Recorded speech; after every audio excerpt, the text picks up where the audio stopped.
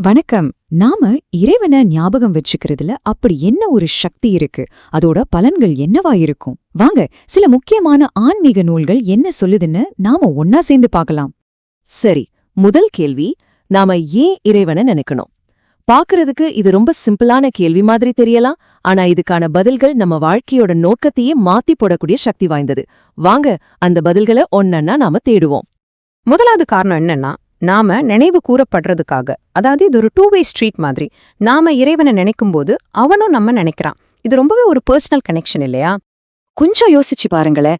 இந்த முழு பிரபஞ்சத்தையும் படைச்ச இறைவன், நீங்க அவரை நினைக்கிற அந்த ஒரு நொடியில உங்களை ஒரு தனிப்பட்ட நபரை அவன் நினைச்சு பாக்குறான்.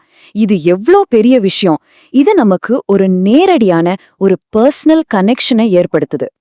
இந்த முதல் பாயிண்ட்டுக்கு ஆதாரமே இந்த நேரடியான இறை வாக்குறுதி தான். இது பார்க்கறதுக்கு ரொம்ப சிம்பிளான ஒரு ஈக்குவேஷன் மாதிரி தெரியலாம். ஆனா எவ்வளோ பவர்ஃபுல் பாருங்க.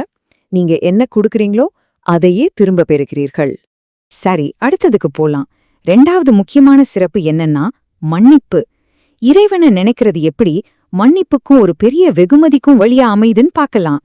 இது நம்ம எல்லாருக்குமே இருக்கிற ஒரு ஆழமான தேடல் தானே? இங்கே கவனிக்க வேண்டிய முக்கியமான வார்த்தை தொடர்ச்சியாக அல்லது அதிகமாகங்கிறது தான். இது ஏதோ அப்பப்போ ஒரு தடவை செய்யற விஷயமல்ல. யாரு இறைவனை அதிகமா நினைக்கிறாங்களோ அந்த ஆண்களுக்கும் பெண்களுக்கும் இந்த பலன் நிச்சயமா கிடைக்கும்னு ஒரு வாக்குறுதி கொடுக்கப்பட்டிருக்கு. இந்த வசனத்தை பாருங்களே, எவ்வளவு அழகா சொல்லப்பட்டிருக்கு.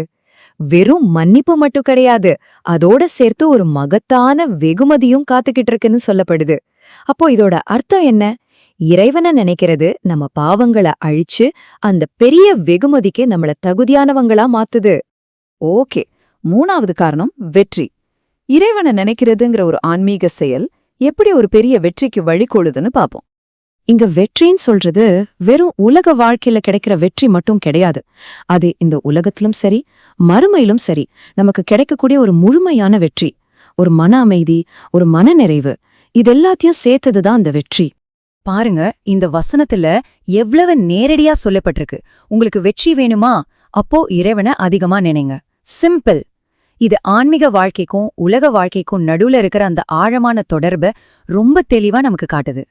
இப்போ நாம பார்க்க போறதுதான் கடைசி மற்றும் ரொம்பவே ஆழமான ஒரு காரணம். இது ஒரு பவர்ஃபுல்லான ஓமைன்னு கூட சொல்லலாம். முஹம்மது நபி ஸல்லல்லாஹு அலைஹி வஸல்லம் அவங்க சொன்ன இந்த வார்த்தைகளை கொஞ்சம் கவனிங்க. தன் இறைவனை நினைக்கிறவனுக்கும் நினைக்காதவனுக்கும் உள்ள உவமை உயிருள்ளவனுக்கும் இறந்தவனுக்கும் உள்ள ஓமை மாதிரி. இது எவ்ளோ சக்தி வாய்ந்த ஒரு ஒப்பீடு பாருங்க. இறைவனை நினைக்கிறது தான் உண்மையான வாழ்க்கைன்னு இது சொல்லுது. இது வெறும் வார்த்தைங்க இல்ல, இது ஒரு ஆன்மீக யதார்த்தம்.